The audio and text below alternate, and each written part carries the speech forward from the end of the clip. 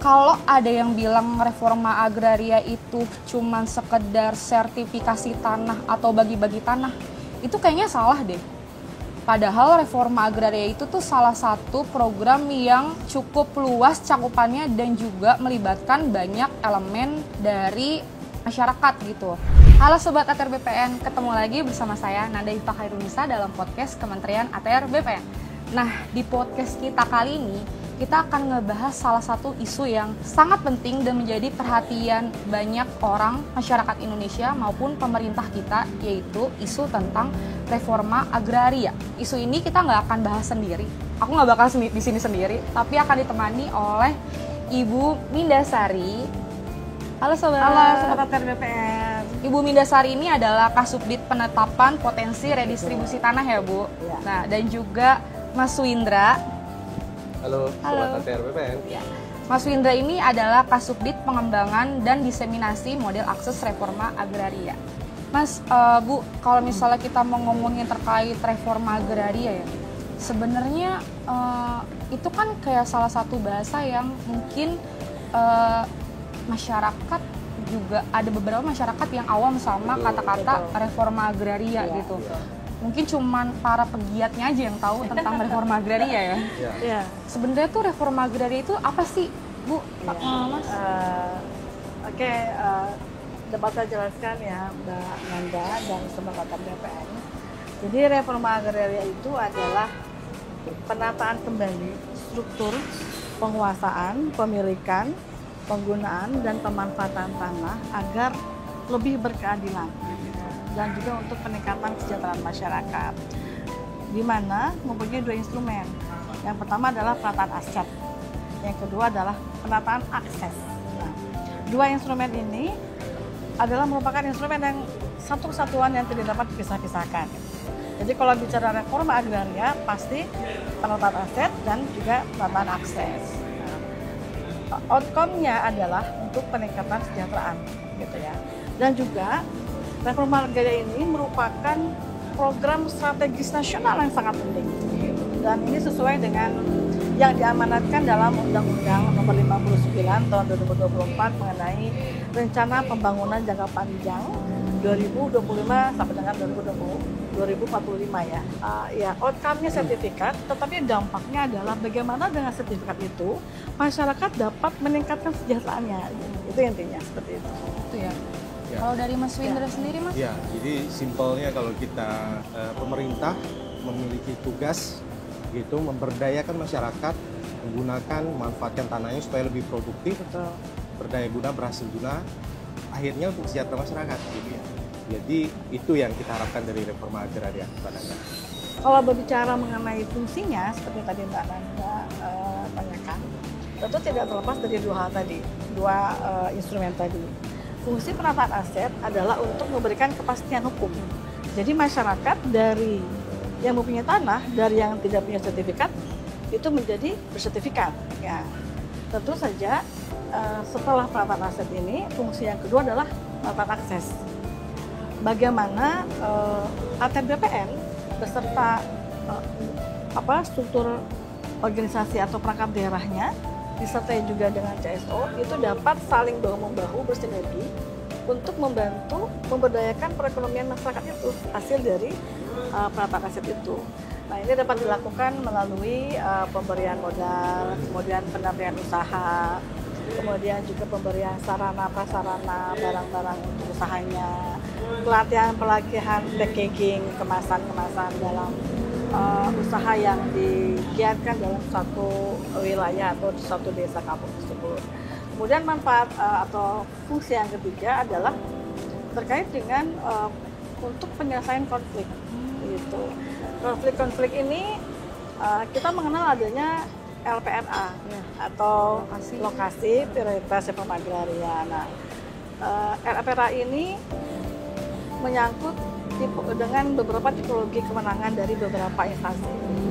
Jadi kalau konflik dengan masyarakatnya itu di tanah masyarakat, di tanah transmigrasi, berarti itu adalah kewenangan Kementerian Transmigrasi. Itulah fungsi reforma agraria dalam penataan aset untuk kepastian hukum, kepada masyarakat, memberikan sertifikat, kemudian kepastian pemerataan ekonomi yang lebih berkeadilan dalam penerapan akses dan penyelesaian konflik dalam pengadilan. Seperti itu. Ya. Jadi memang adanya CSO, nah mereka ini sebagai pengusung gitu, yang sekarang mereka itu jadi mitra strategis kita dalam menyelesaikan agenda reforma agraria seperti itu. Ya. Nah harapannya ke depan cerita-cerita positif yang sudah banyak sekali kita kerjakan ini juga dapat disampaikan oleh mitra strategis kita seperti itu terkait dengan agenda reforma agraria harapannya. Jadi kalau ada yang bilang reforma agraria ini adalah program kerja strategisnya Kementerian BPN, itu betul. Itu sangat amat betul. Ya, betul. Tapi dalam pelaksanaannya kita nggak sendiri ya, ternyata ya Bu, Mas. Tadi sih kalau didengar dari penjelasannya Ibu sama Mas tuh lebih ke banyak banget ya peran dari macam-macam. Betul. Termasuk pemerintah daerah begitu ya, keterlibatan mereka bagaimana di dalam gugus tugas reforma agraria. Ya, itu yang perlu kita memberikan pemahaman karena kita juga sangat-sangat bergantung kepada pemerintahan daerah dalam kaitan gugus tugas reforma agraria ini. Jadi kalau CSO datang ke kami atau BPN, jadi di Direktorat Penataan Agraria itu, khususnya di Direktorat Radipom, kami sangat membuka akses, ya, Pak Wida, membuka akses bagi masyarakat untuk menyampaikan pendapatnya, gitu, menyampaikan unek-uneknya, gitu ya. Kami membuka audiensi dengan CSO, di mana CSO ini membawa masyarakat, gitu. Seberapa penting sih gitu harus ada reforma agraria di Indonesia gitu? Kenapa program ini harus dijalankan dan juga kenapa reforma agraria ini tuh selalu jadi mention era presiden manapun gitu? Mungkin kalau Sobat ATR BPN pahami kalau tidak ada agenda reforma agraria begitu, jadi Mbak Nana struktur penguasaan pemilikan ini akan dikuasai oleh satu pihak gitu ya, menguasai dengan lahan yang luas begitu. Kalau kita tidak atur struktur penguasaannya, makanya kita kenal adanya indeks Gini dan ketimpangan seperti itu. Nah, makanya agenda reforma agraria ini sangat penting. Jadi masyarakat yang penguasaan pemilikannya ini masih memang belum ada begitu atau kecil, nah itu yang kita berikan terkait dengan penguasaan pemilikannya. Itulah agenda reforma agraria ini. Ternyata tuh reforma agraria itu hadir untuk memberikan keadilan ke penguasaan tanah ya. Jadi penguasaan tanah di Indonesia tuh nggak cuman bertumpu di satu orang dengan kepemilikan luasan tanah tuh yang besar gitu. Tentunya tidak hanya penguasaan Mbak Nanda, kan penguasaan kita hanya menguasai orang aja, tapi bagaimana memberikan kepastian kepemilikan kepada masyarakat gitu ya. Tentunya di sini bagian dari Sobat ATR BPN yang menonton pasti menjadi subjek ataupun orang yang mendapatkan program reforma agraria. Saya kira Sobat ATR mungkin tidak menyadari begitu ya. Sebenarnya mereka itu mungkin gitu ya mendapatkan program reforma agraria ini, cuma mereka nggak tahu kalau ini merupakan program reforma agraria. Itu sebenarnya. Terus kalau misalnya masyarakat tuh biar tahu kalau ternyata lokasi tempat yang dia tinggali selama ini termasuk dari program RA tuh gimana tuh? Nah tentunya kita Kementerian ATR itu kan punya perwakilan di masing-masing kabupaten kota. Nah inilah kepanjangan tangan kita karena kita vertikal dari kantor pertanahan biasanya akan mensosialisasikan program-program reforma agraria itu, misalnya kegiatan PTSL, redistribusi tanah, itu di mana titik-titik lokasinya dari Instagram kita, sosial media kita. Nah ini fungsinya Sobat ATR BPN harus aware juga dengan sekeliling gitu ya, berita-berita, memantau IG-IG kementerian atau lembaga atau dinas yang memang sangat penting keberadaannya untuk Sobat ATR BPN juga seperti itu. Kalau secara teknis nih, kalau misalnya kita pengen tahu nih, gimana sih BPN tuh menetapkan satu wilayah tuh menjadi lokasi pelaksanaan dari RA? Oke. Ada yang namanya TORA, Tanah Objek Reforma Agraria. Nah, TORA ini asalnya itu berasal dari 3 hal. Berasal dari kawasan hutan, kemudian juga non-kawasan hutan, dan dari tanah-tanah hasil penyelesaian konflik agraria. Kategori yang bisa masuk terkait dengan sumber tora dari non kawasan hutan, atau kita bisa sebut non KH gitu ya, tanah-tanah eks hak guna bangunan, eks hak guna usaha, tanah-tanah telantar, tanah bekas tambang, kemudian 30% dari yang dikuasai bank tanah. Nah, kemudian tanah-tanah hasil dari penyelesaian konflik-konflik agraria yang tadi saya sebutkan Mbak Nanda, yang dari tanahnya itu ada di atas tanah transmigrasi dan seterusnya. Nah, kemudian tahapannya itu adalah pertama usulan data tora. Jadi diusulkan dulu nih. Nah, yang mengusulkan data tora ini ada bisa dari masyarakat, kemudian dari CSO, juga dari pemerintah setempat. Setelah diusulkan, kemudian direkomendasikan data tora ini. Siapa yang merekomendasikannya? Yaitu dalam gugus tugas reforma agraria. Gugus tugas reforma agraria ini, kemudian selanjutnya setelah direkomendasikan dilakukan telahan. Jadi tidak serta-merta menunjuk begitu saja. Nah, dilakukan telahan data tora. Setelah dilakukan telahan, kemudian dilakukan telahan analisis yuridis dan fisiknya, gitu ya. Baru kemudian dilakukan penetapan tanah objek reforma agraria, tentu saja disertai dengan parsialnya berupa peta keliling. Nah, jadi proses bisnis dari awal sampai akhirnya seperti itu. Nah, kalau sudah ditetapkan, berarti itulah yang akan di-SK-kan dalam SK objek tora, gitu ya, dan subjeknya untuk dilakukan persertifikatan melalui redistribusi tanah. Kalau Ya. itu kan tadi kayaknya dari segi yang sangat amat teknis ya. Betul. Prosedur yang emang harus dilalui ketika pengajuan atau Tanah objek penetapan reforma menjadi agraria. tora itu. Iya. Cuman tuh kalau misalnya dari perspektif masyarakat mungkin akan menanyakan gini, ketika dia tinggal di satu kawasan hutan, dia akan merasa kayak, oh ini saya tuh berhak nggak sih atas tanah ini gitu, yang saya tinggali gitu. Ya. Jadi seperti itu tadi usulan data calon tora itu dapat dilakukan oleh masyarakat. Jadi misalnya masyarakat, sekelompok masyarakat gitu ya, itu dapat mengusulkan kepada gugus tugas reforma agraria. Jadi seperti tadi yang dijelaskan oleh Pak Windra, kepanjangan tangan kita di pusat itu ada kantor pertanahan, ya. Kalau tidak salah 486 ya kantor pertanahan ya, seluruh Indonesia, dan juga kantor wilayah. Masyarakat dapat datang langsung ke kantor pertanahan, kemudian memberikan keterangan selengkap mungkin gitu ya. Kalau perlu bawalah apa yang ada di rumah mereka, misalnya surat garapan atau apa itu ya, apapun itu, kemudian nanti oleh kantor pertanahan akan diusulkan kepada gugus tugas reforma agraria. Jadi intinya simpelnya gini Mbak Nana, kalau masyarakat itu yang berada di dalam kawasan hutan ini kan banyak ya di Indonesia ya. Itu kan ada dua kewenangan kementerian, itu Kementerian Kehutanan begitu. Jadi simpelnya masyarakat ini harus dapat pelepasan dari kawasan hutan dulu dari Kementerian Kehutanan atau KTR. Nah, setelah itu prosesnya di balik layar itu ya panjang.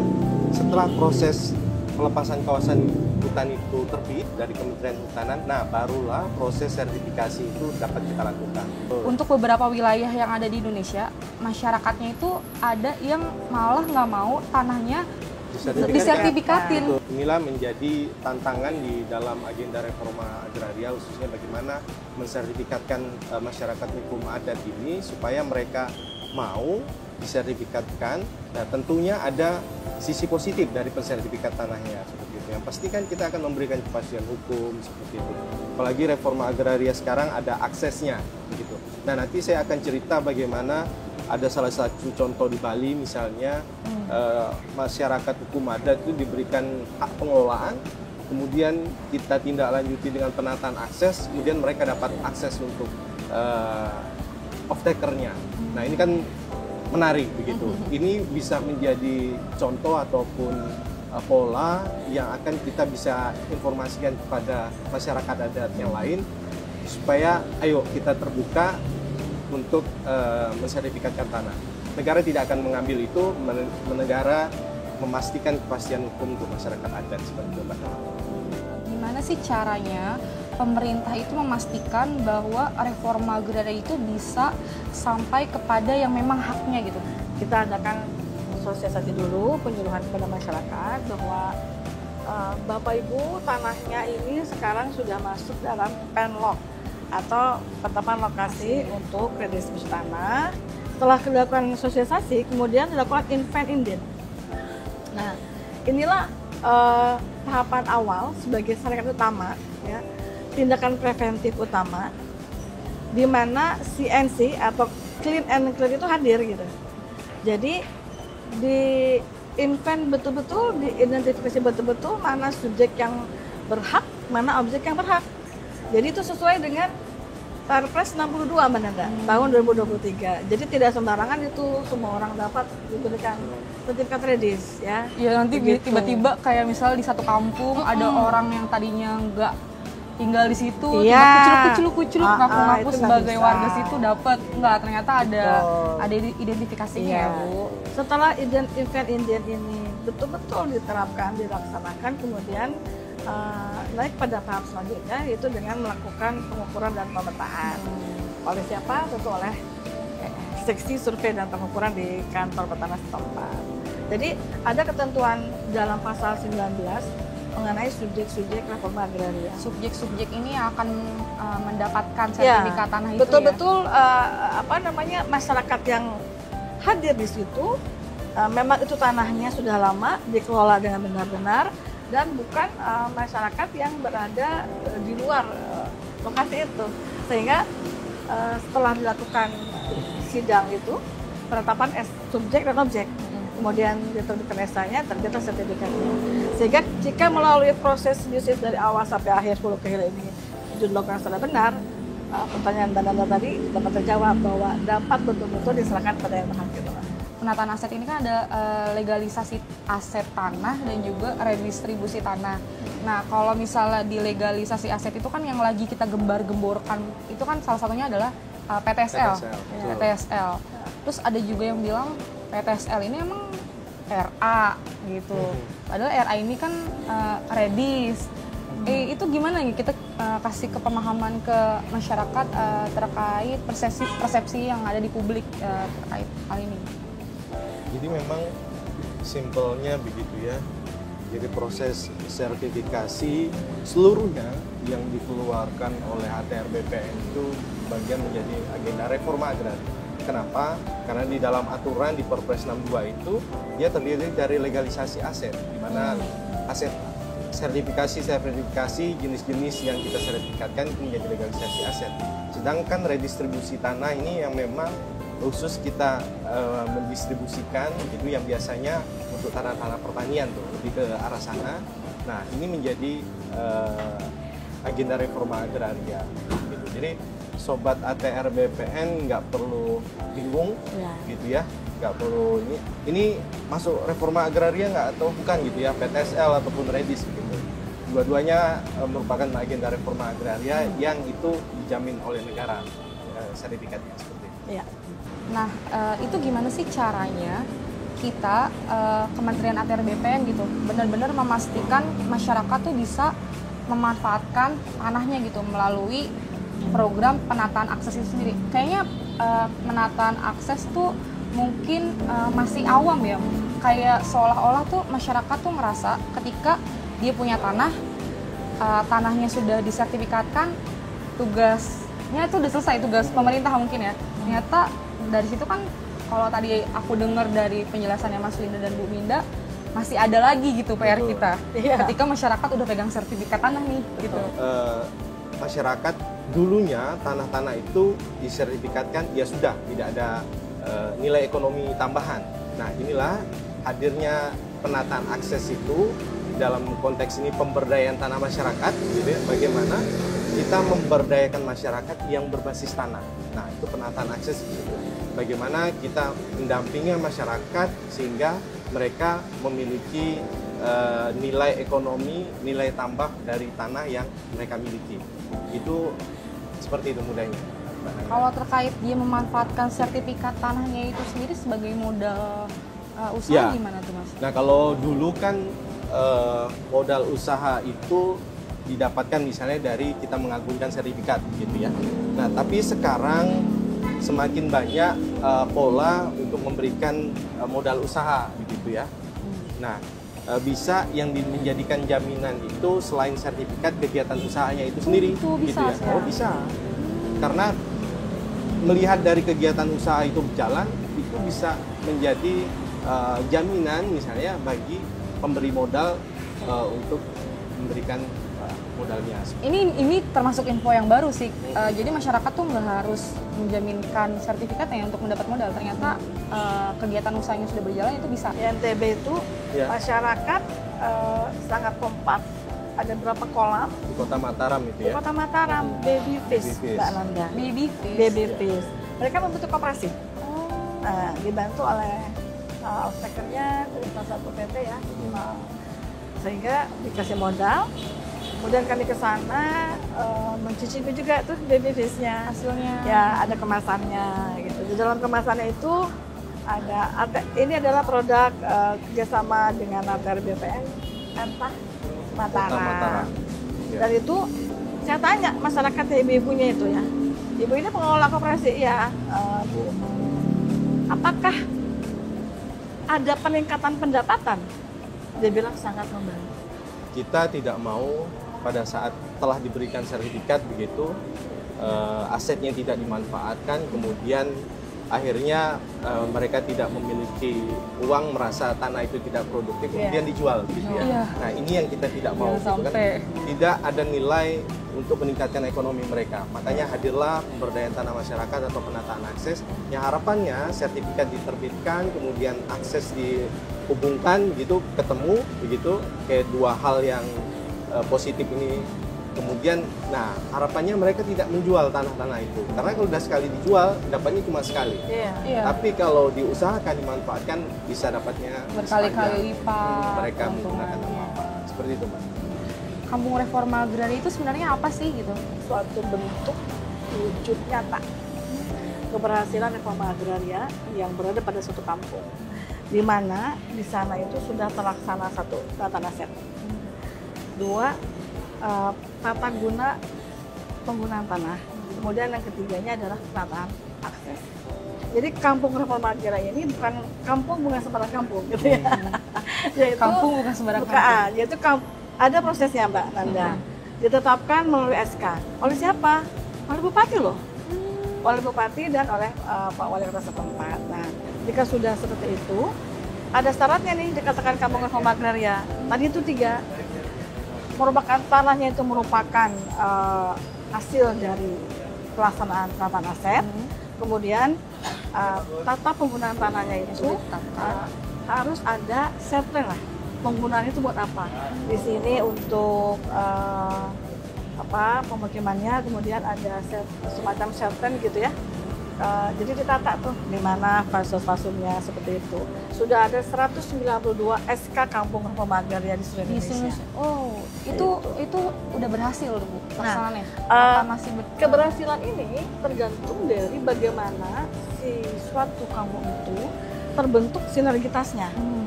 Jika dia sinergitas antara ATR BPN dan stakeholder terkait pemerintah setempat itu, kemudian dengan off-takernya itu bagus, maka itu banyak sekali contoh-contoh itu dapat berhasil, Pak. Betul-betul dapat meningkatkan indeks pendapatannya. Nah, ini Mbak Nanda, kita cerita kampung RA ini ada salah satu kampung di Pandeglang, itu namanya Desa Bantul. Ini kampung RA terbaik. di satu Tahun- Indonesia? Betul, di satu Indonesia nih. Desa ini mendapatkan penghargaan dari Kementerian Dalam Negeri. Pada saat itu diserahkan langsung oleh Pak Mendagri, Pak Tito, ke Kepala Desa. Menjadi kampung reforma agraria terbaik di Indonesia. Nah, ini harapannya menjadi trigger bagi kampung-kampung atau desa yang lainnya untuk berbuat demikian. Makanya tadi saya awal itu sebagai laboratorium gitu ya. Bagaimana kalau dari kampung atau desa yang lain ingin melihat bagaimana contoh sukses pelaksanaan reforma agraria itu, ya ada di kampung. Jadi trigger ya? Nah, Ya, jadi trigger seperti ego itu. gitu. Sebenarnya tuh Mas, apa sih yang bisa menjadi salah satu kriteria yang menyatakan kalau kampung RA ini ya sukses gitu yang tadi bilang ya. Apa aja komponen-komponen penilaiannya gitu? Yang jelas dengan adanya kampung RA ini sudah ada komitmen dari pemerintah daerah gitu ya, karena bupati yang menetapkan kampung RA ini. Ya. Nah, bagaimana tadi Bu Minda bilang sinergi dari berbagai pihak gitu ya, terutama kepala desa yang ada di situ gitu ya.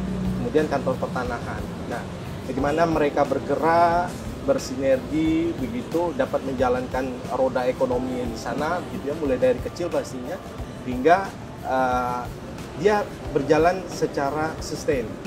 Jadi itu kalau misalnya kita mau mensukseskan kampung reforma agraria ini untuk beberapa masyarakat mungkin ya di seluruh Indonesia, itu tuh dari kitanya sebagai masyarakat emang harus aware dulu ya. Betul. Untuk mau gitu, mau membangun rumah kita lah ibaratnya yang menjadi tempat kita tinggal. Terus gimana kita juga membangun sinergi ke pemerintah daerahnya.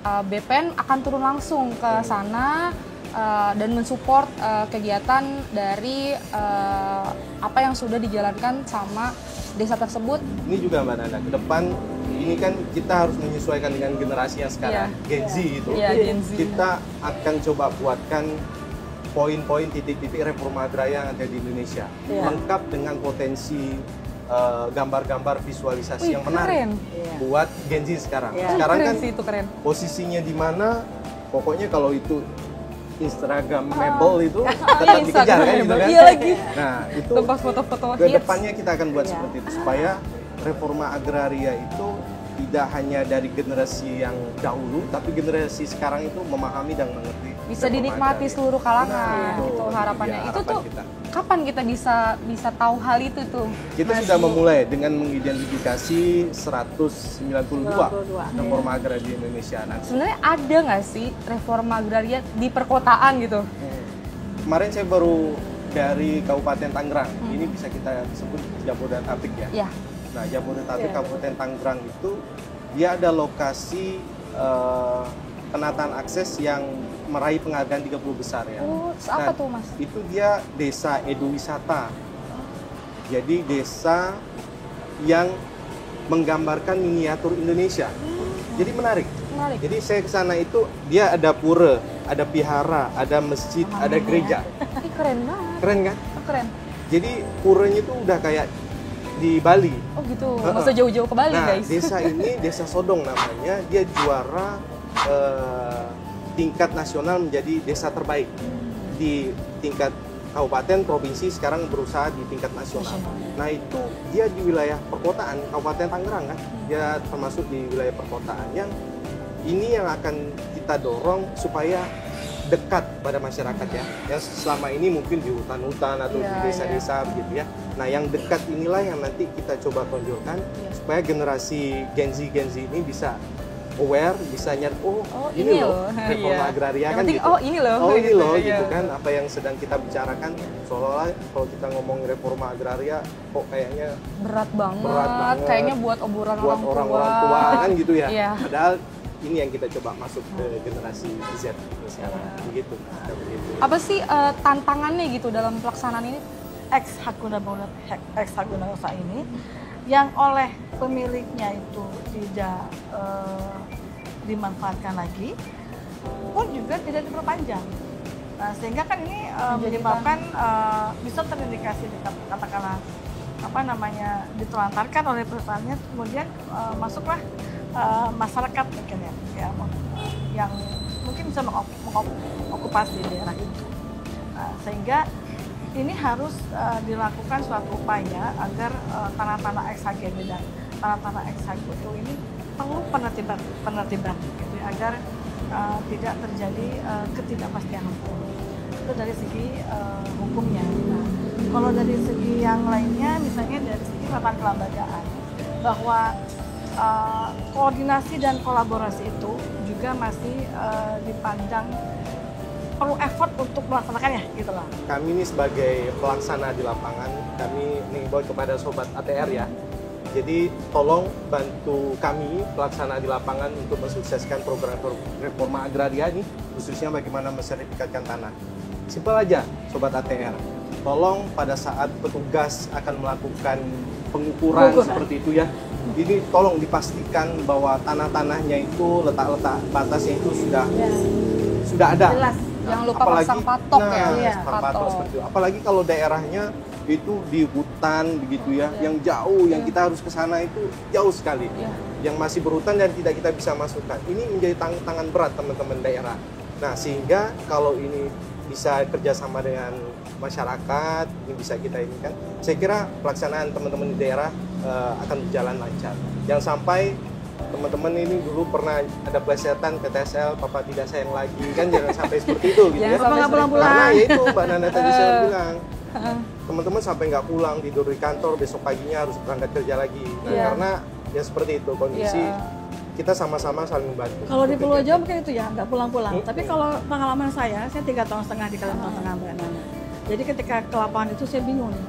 Dari sini ke sana itu sungai, ada buayanya. Nah, tuh teman-teman tuh melakukan pendataan tora itu, kepalanya doang yang kelihatan. Duh, itu pokoknya saya bilang teman-teman jangan lupa ya, dokumentasikan. Bukannya kita lebay ya, tetapi itu perlu. Bahwa ternyata seperti itu loh perjuangan Itu kita teman-teman di kerja daerah. gitu benar-benar hadir Iya, masyarakat. Di balik cerita manis di akhir itu ada usaha yang luar biasa. Saya juga pernah naik perahu, kalau gue yang dikit ke kanan, ke kiri. Itu di daerah Kalimantan. Jadi pasti banyak juga cerita-cerita yang bikin haru gitu ya, mengharu biru dan cerminan perjuangan dari teman-teman di daerah seluruh atau pertanahan dan juga teman-teman dari Kanwil di Indonesia yang mana berjuang dari hati gitu ya untuk memberikan servis yang excellent kepada masyarakat. Ya itu emang jadi tugas besar buat Betul. kita sebagai pelayan publik ya, Bu. Itu jadi salah satu amal jariah juga sih yang akan di-share ke insyaallah. Ada nggak sih salah satu momen di lapangan ketemu masyarakat yang testimoninya tuh terngiang-ngiang selalu gitu? Ada di Sukabumi, mereka memang berusaha pisang kependis gitu ya. Banyak sekali yang mereka butuhkan untuk mendukung kegiatan itu. Nah, kita coba usahakan mereka untuk mencarikan CSR gitu ya. Dapatlah CSR nih dari pihak ketiga yang membantu di sana gitu ya. Nah, akhirnya dananya turun, dibelikan alat-alat sesuai kebutuhan mereka.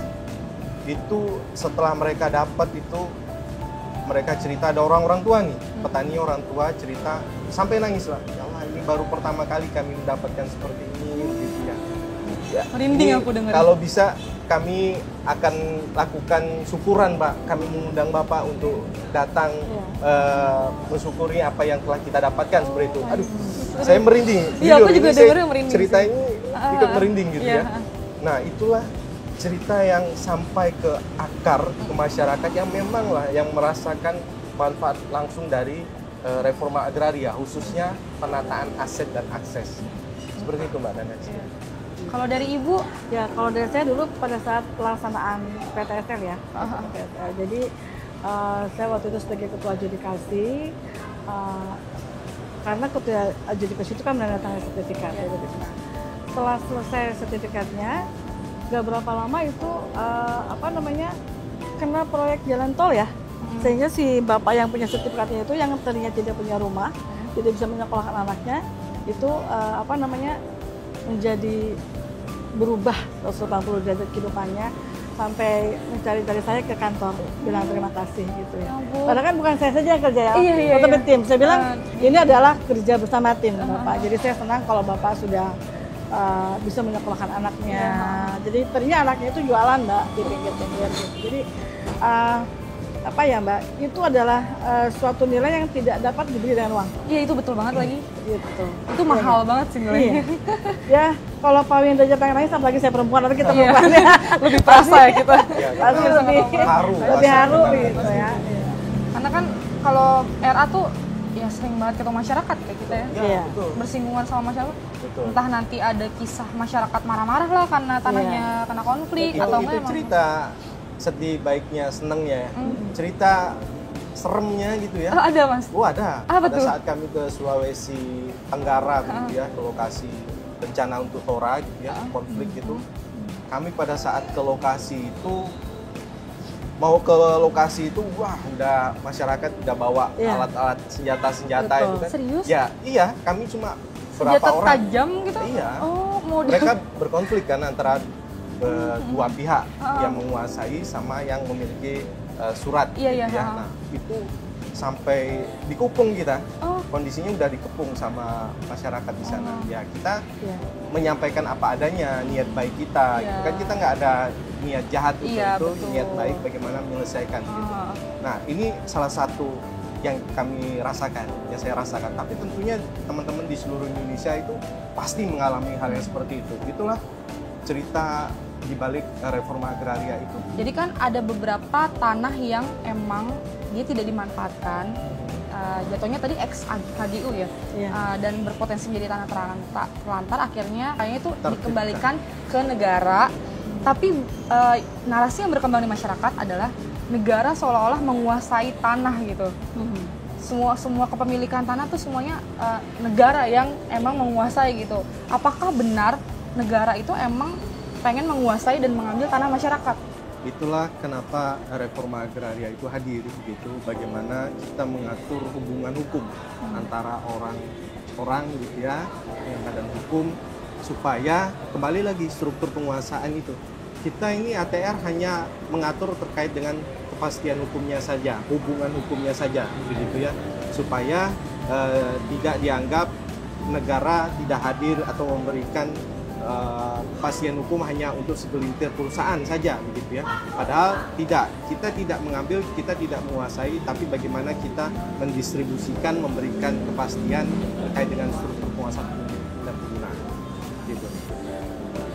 Jadi intinya udah dijelaskan ya sama Mas Windra, enggak, negara tuh sama sekali nggak menguasai tanah, sekali. tapi kita justru membantu tanah itu sebenar-benarnya adil gitu untuk Betul. masyarakat secara kepemilikan melalui reforma agraria ini ya Bu. Oke, nah seperti di awal tadi saya sampaikan Mbak Nanda terkait dengan masyarakat hukum adat, ini ada cerita yang menginspirasi gitu ya, bagaimana masyarakat hukum adat di Bali, di desa adat Asaduren itu yang telah disertifikatkan hak pengelolaan oleh kita gitu untuk memberikan kepastian masyarakat hukum adat di sana.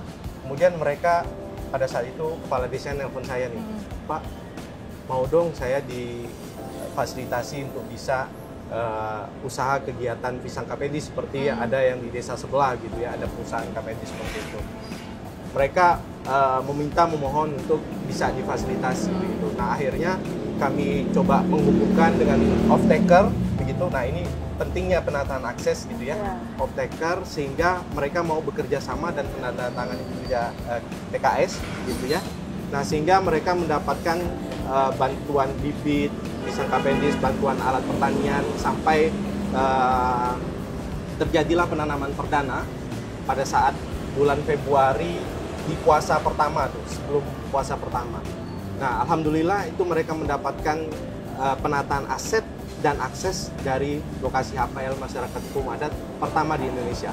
Nah terakhir apa yang ingin Bu Ninda sama Mas Windra sampaikan nggak cuma ke masyarakat, tapi ke seluruh pihak yang terlibat dalam pelaksanaan reforma agraria ini untuk bisa berperan aktif gitu. Karena kan sebenarnya reforma agraria ini bukan cuma tugasnya BPN gitu, pelimpahannya, tapi semua termasuk masyarakat, kita itu berkewajiban untuk mensukseskan program ini. Kalau kita melihat dari Perpres 62 bahwa keterlibatan pemerintah daerah, kementerian, lembaga, badan usaha ini sangat penting dalam menyukseskan reforma agraria, agenda reforma agraria. Karena memang kuncinya sinergi dan kolaborasi. Iya. Ini yang sangat penting. Itu nggak hanya cuma kata-kata ya Mas, Nah, sinergi itu dan dia. kolaborasi itu bukan cuma kata-kata. Bukan hanya sekedar kata-kata Bukan dan slogan. tidak hanya diucapkan, tapi bagaimana diimplementasikan dari tataran pusat sampai ke daerah, sampai kita nih gen-gen ya, mulai dari gen terdahulu sampai gen sekarang gitu ya, gen Z, dan nah ini bagaimana bisa terlibat mensukseskan agenda reforma agraria gitu ya. Jadi kalau dari saya ingin mengajak Sobat ATR BPN, masyarakat luas, kemudian juga termasuk dengan stakeholder terkait ya, untuk memandang tanah itu bukan hanya sebagai suatu benda saja, tetapi bagaimana dengan keberadaan tanah itu dapat meningkatkan kesejahteraannya. Jadi saya menghimbau dijaga itu tanahnya, kemudian juga dibuat produktif seproduktif mungkin untuk meningkatkan kesejahteraan masyarakat. Kemudian juga kami mengajak nih ATR BPN ya, kepada sobat ATR BPN untuk terlibat aktif, terlibat langsung dalam pelaksanaan reforma agraria secara keseluruhan. Kemudian juga kami mengajak mari jadikan reforma agraria sebagai suatu gerakan bersama gitu ya, sinergitas kolaborasi untuk mewujudkan keadilan, mewujudkan pemerataan ekonomi dan juga untuk meningkatkan kesejahteraan masyarakat. Mantap sekali. Nah, jadi intinya sebagai warga Indonesia yang baik dan juga ingin merasakan manfaat dari program pemerintah, ayo kita sukseskan reforma agraria bersama ya. Oke, cukup sekian pembahasan kita terkait reforma agraria hari ini. Mungkin kita bisa ketemu di episode-episode selanjutnya untuk membahas hal lain ya di luar dari topik pembicaraan kita kali ini. Jadi jangan lupa saksiin terus podcast Kementerian ATR BPN. Aku Nanda, ini Ibu. Saya dengan Minda. Saya Windra. Kami pamit undur diri. Dadah.